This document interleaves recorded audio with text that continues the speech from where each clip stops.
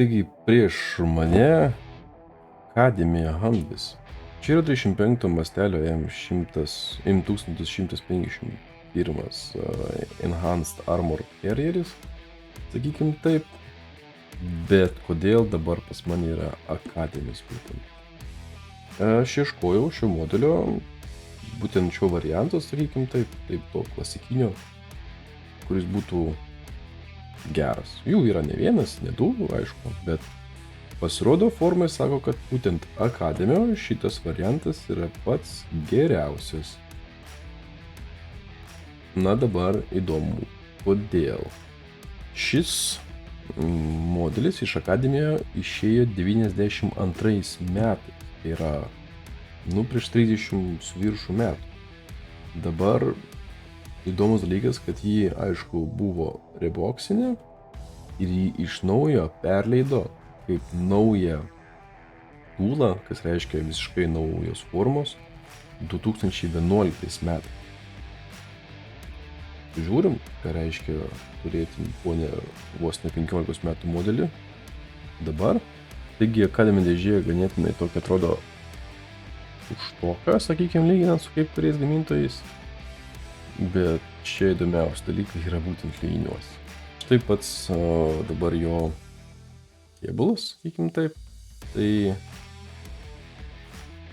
taip žiūrint iš pirmo žvilgsnio nematau, kas užkliūtų net liejime, kas labai mane stebina. Detalės išlietos ganėtinai aiškiai, ryškiai, kniedės taip pat be jokių tais liekanų, kampai visi irgi aštrus.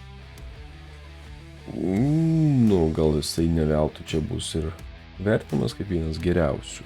Pasiėmė daugiau leinių, ir aišku žiūrint, aš laik ieškau kokių nors prasliejimų, kokių nors tais liejimo brokų defektų ant detalių ir jokios juokais aš čia jų nematau. Viskas būtų išlieta kaip su šiuolaikiniam technologijom visiškai. Nesimato visai jokio tais prasliejimo. Tiesa, dizaino prasme valytuvai, tai jie yra prasti, nes tiesiog pagalys, be formos iš esmės. Tai jo, 211, bet visur skydelis pats visai, visai neblogai. Aš kol kas stebiuosi, kad aš nematau čia jokių, kaip sakau, liejimo brokų, prasiliejimo. Visos detalės pakankamai aštriom detalėm išlietos, nėra kažkokių tais užbukėjimų. Šiek tiek gal matau ant kraštelių čia, bet tai yra toks toks mizeris, kad nežinau, aš esu stipriai nustebęs. Dabar yra įdėti žmogeliukai, tiesa žmogeliukai jau išlieti yra prastai. Jau čia sudūrimo vietos, jos jau ryškios, jos jau nebegražios, pirštai tai čia tokie, sakykim, baisokie. Bet viskas, kas eina apie patį Humvee, tai čia yra... Aš nustebęs, aš esu iš tikrųjų tikrai nustebęs. Tiesa, ko aš esu visiškai nusivylęs, tai yra jų ratas. Ratai yra plastikiniai. Iš 2 dalių. Kodėl, nežinau, gal pigiau. Bet nesinori man kažkaip turėti plastikinių ratų. Tiesa, aišku, galima su jais gal daugiau dalykų pasidaryti, galima juos gal paspaus prie žemės, bet ne to tikėjau, sakykim taip. Kitas štai detalės, nematau prie ko prisikabinti. Išskyrus, aišku, kaip visą laiką pas mašinas prie spyruoklių. Tokius spyruoklių geriau nedaryti iš viso. Kažkaip jos juokingai atrodo man tos ryskės. Ir dar galiausiai liejimo taškai. O sąšis visas išlietas panašu su minimaliom duobutėm tokiom jau yra, matau, bet nieko netvarkomo. Kaip kur va čia va ten važiuoklės, kurį mažai matysis sujungimo linijos matosi. Žodžiu, šitas modelis šiek tiek daugiau turi sujungimo linijų reikalų, bet visa kita, nu tai čia įdomu.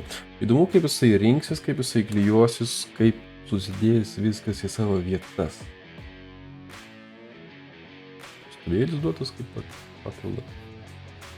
Tai va, toks labai trumpas apie Academy M1151 Humvee.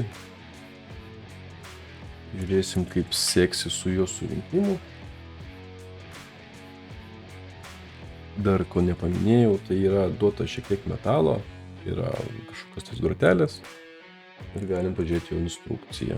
O instrukcija tai yra turbūt silpniausia šio viso modelio dalis, nes ta instrukcija yra viduoklė. Nežinau, kam buvo šovus idėja tais laikais daryti instrukcijas kaip viduoklės, tai yra pats durniausias pasirinkimas, mano asmeninė nuomonė, žiauriai nepatogus.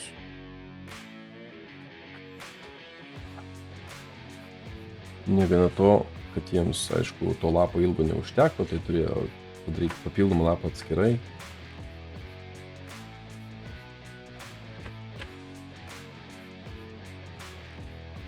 Na, toks. Kaip čia menka problema, bet instrukcija kaip instrukcija.